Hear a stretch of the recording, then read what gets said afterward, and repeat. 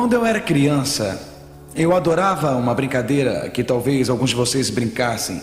Chamava-se Siga o Líder. Já brincaram de seguir o líder? É um jogo que transcende culturas. Eu me lembro bem. Havia um líder e o resto das crianças corria atrás do líder. O líder tocava num carro estacionado ao lado da calçada e todos tocavam no carro e corriam. Se o líder pegasse um graveto, todos tinham que pegar um graveto. Era seguir o líder.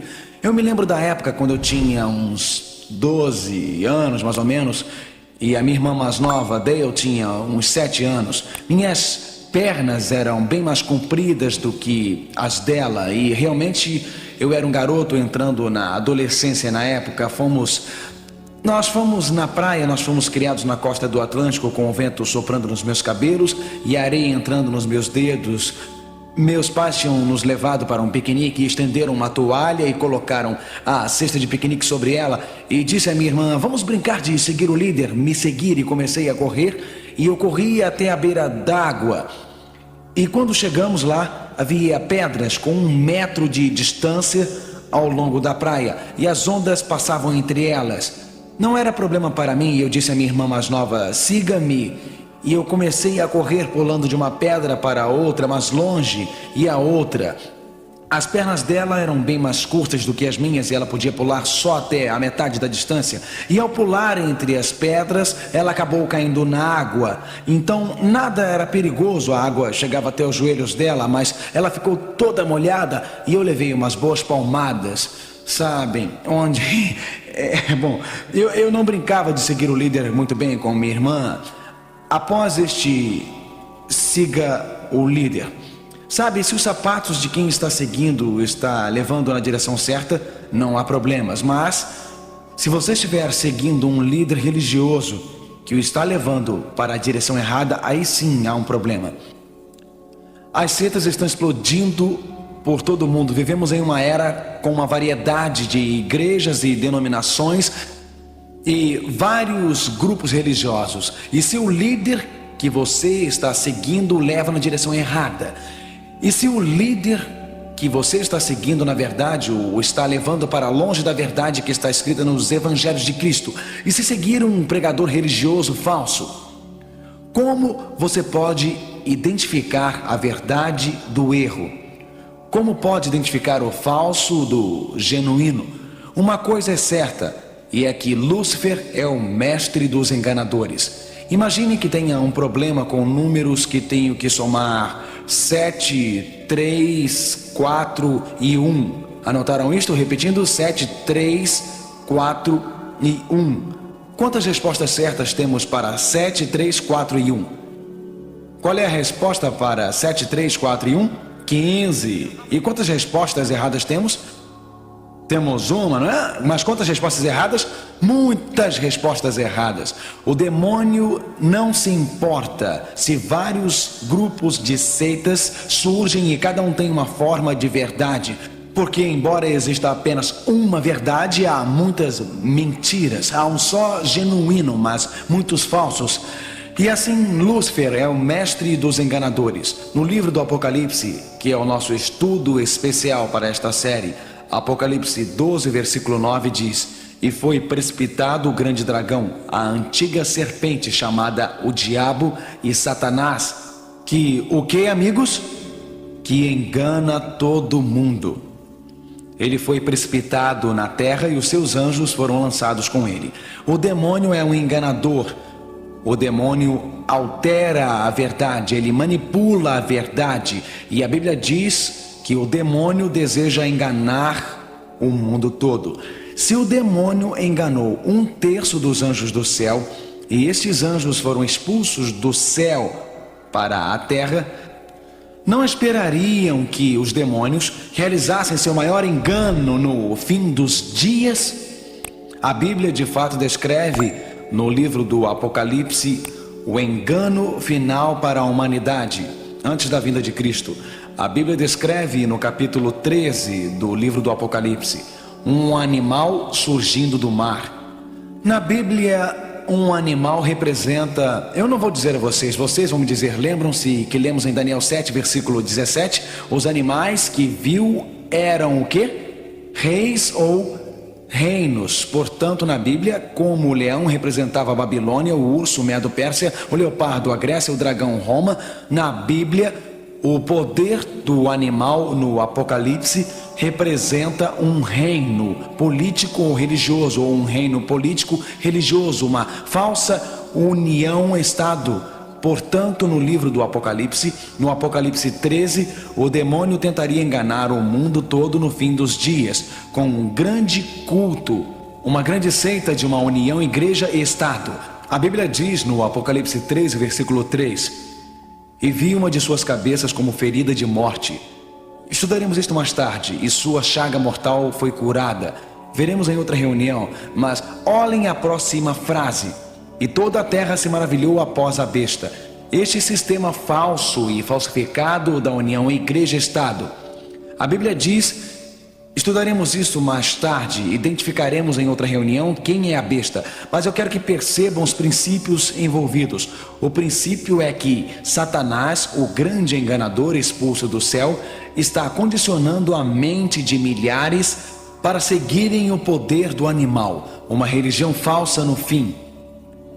Embora as seitas estejam aumentando atualmente, estas seitas estão surgindo. Isto é apenas uma preparação para o culto do animal, é o culto do fim.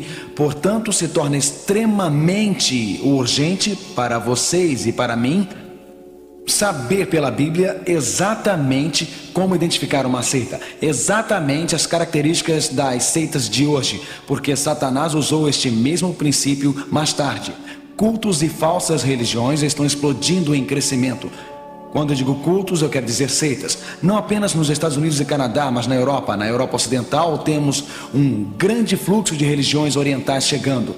Hare Krishna, por exemplo, crescendo rapidamente na Europa Oriental. Várias formas de misticismos orientais crescendo, onde antes havia o comunismo que mantinha as portas fechadas, agora estão abertas a estas seitas, estão crescendo. E na verdade na Europa Oriental as seitas estão crescendo dramaticamente. O governo alemão nesse momento tem seu parlamento, bem como o parlamento húngaro, tentando decidir se a cientologia é uma religião ou é uma seita que deverá ser disciplinada e etc. Parlamentos tentam decidir isto, mas a questão é que vários grupos dizendo siga-me estão se proliferando rapidamente.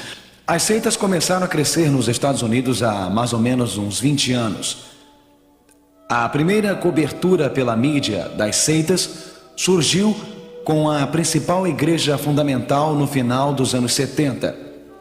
E se lembram bem, se tinham uma certa idade para terem vivido aquele período, eu me lembro dramaticamente bem.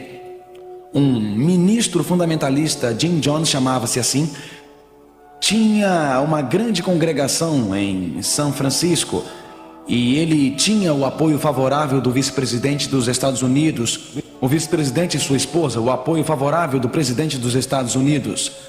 Jim Jones fazia parte da Assembleia Legislativa de São Francisco, um grupo de elite e de prestígio.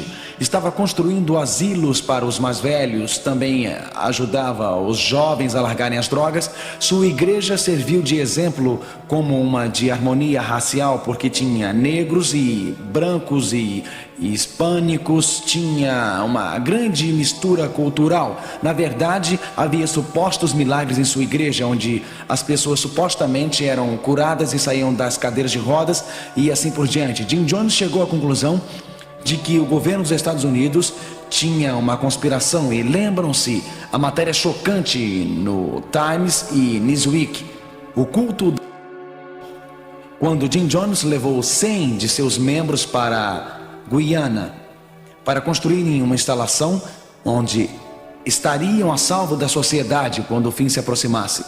Quando estavam lá, um dia Jim Jones estava pregando e de fato tinha uma Bíblia em suas mãos e as pessoas estavam olhando para a Bíblia, e ele disse: "Não olhem para isto, olhem para mim", e jogou a Bíblia no chão. Eu ouvi as transcrições das fitas dos seus sermões na Guiana.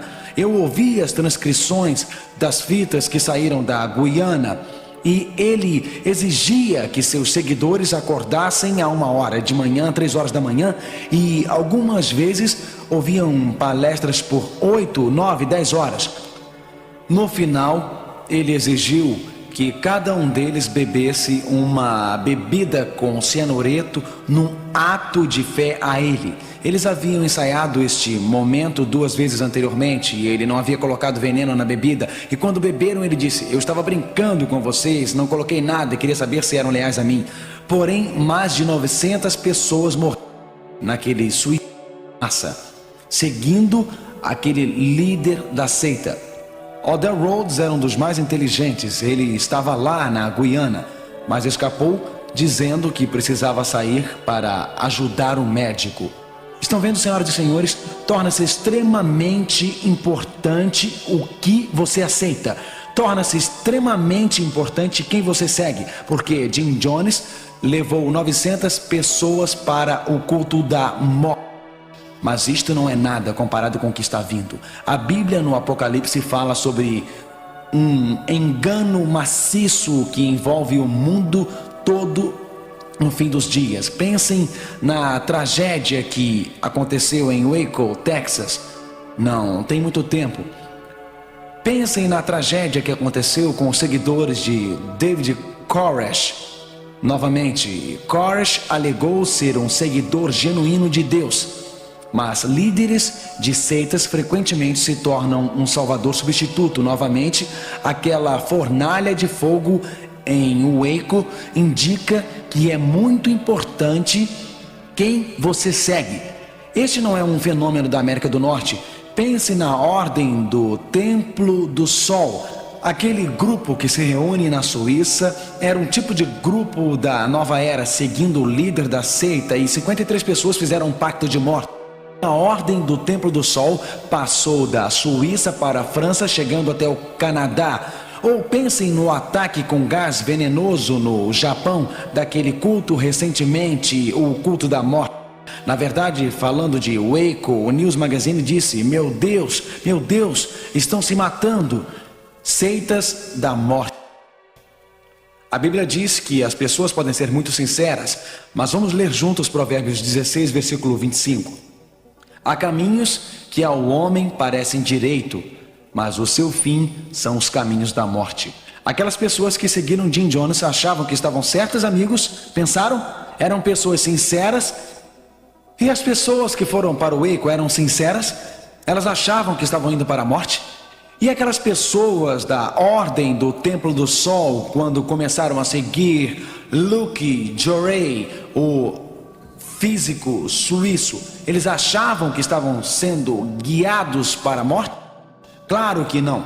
Portanto, sinceramente, não é o bastante. Algumas vezes as pessoas me dizem: Mark, se for sincero, é o bastante, não é?